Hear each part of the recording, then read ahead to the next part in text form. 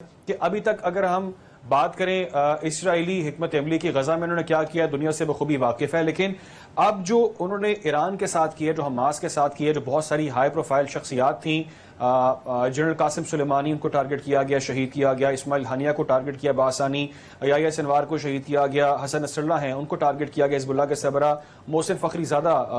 ان کو شہید کیا گیا، اس طرح بہت سارے آرمی چیف ابھی ریسنٹلی شہید کیے گئے ہیں، جنرل باقری جو ہیں ان کو شہید کیا گیا ہے، ایئر چیف کو ٹارگٹ کیا گیا ہے، بہت سارے سائنٹسٹ جو کہ بہت اہمیت کے حامل ہوتے ہیں ان کو شہید کیا گیا ہے۔ اب ہم دیکھ رہے ہیں کہ جو نیوکلیئر سائٹس ہیں وہ ٹارگٹ کی جا رہی ہیں، تو اسرائیل جو کام کر رہا ہے وہ تو بآسانی جو اس کے ٹارگٹس ہیں ان کو اچیو کر رہا ہے۔ اگر ان بٹوین، میرا سوال آپ سے یہ، ان بٹوین اگر جیسا کہ خدشہ ظاہر کیا ہے سپریم لیڈر کے حوالے سے، اگر اس ساری صورتحال کے اندر خدا نخواستہ ان کو ٹارگٹ کر دیا جاتا ہے، نشانہ بنایا جاتا ہے، تو آپ کو کیا لگتا ہے صورتحال کیا رخ اختیار کرے گی؟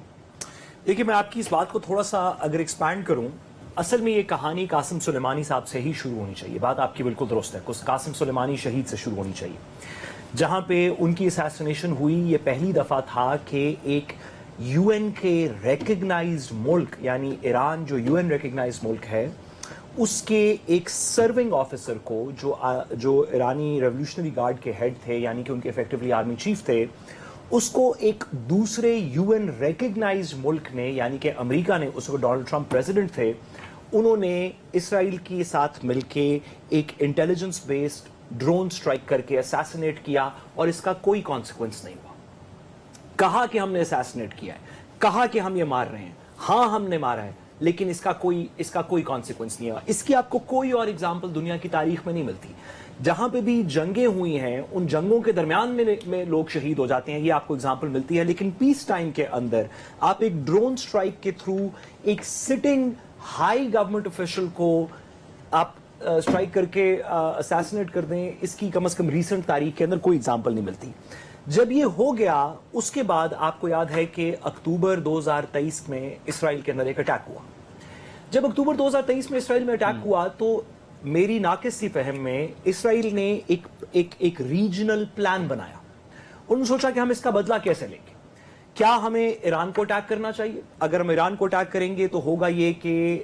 سیریا میں حزب اللہ اور نصر اللہ شہید کے لوگ ہمیں بمباری کریں گے، ہو سکتا ہے بشار الاسد کا سیریا اس کے اندر شامل ہو جائے، ہو سکتا ہے ہوتیز اس کے اندر شامل ہو جائیں، تو ایسے کرتے ہیں کہ یہ کام ہو سکتا ہے مزید ریزسٹنس آئے غازہ سے۔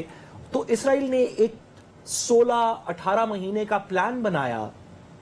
جو آپ اکتوبر 2023 کے بعد سے گننا شروع کریں۔ پہلے انہوں نے ایران کے پرائم منسٹر اور فورن منسٹر کا جہاز گرایا، جو کہ اسیسنیشن تھی۔ پھر انہوں نے اسماعیل ہانیہ کو، جو غازہ کو ریپرزینٹ کرتے تھے، فلسطینیوں کو ریپرزینٹ کرتے تھے، ان کو اسیسنیٹ کیا ایران کے اندر۔ اس کے بعد انہوں نے حزب اللہ کو نیوٹرلائز کیا لیبنان کے اندر، نصر اللہ کو شہید کر کے۔ اس کے بعد جو ایک اور حسن نصر اللہ کو شہید کر کے، اس کے بعد جو ایک اور اسی اینٹی اسرائیل فورسز کا جو، یا ایران کے ساتھ مل کے لڑنے والوں کا جو ایک اور ملک رہ گیا تھا، وہ سیریا تھا۔ سیریا کے اندر آپ نے دیکھا کہ بشار الاسد کی حکومت کا تختہ الٹا دیا گیا، اور جو نئے آئیسس کے فارمر لیڈر جن کو سیریا کا ہیڈ بنایا گیا یا ان کا لیڈر بنایا گیا ہے، انہوں نے بآواز بلند کہہ دیا ہے کہ ہم ایران کے ساتھ نہیں ہیں اس جنگ کے اندر، اور بلکہ انہوں نے یہ بھی کہا ہے کہ ہماری ایئر سپیس یوز ہو سکتی ہے ایرانی میزائلز کو انٹرسیپٹ کرتے ہوئے۔ اور ساتھ ہی ساتھ آپ نے درست کہا کہ فلسطین کے اندر جو ایک ریزسٹنس کی ڈومیسٹک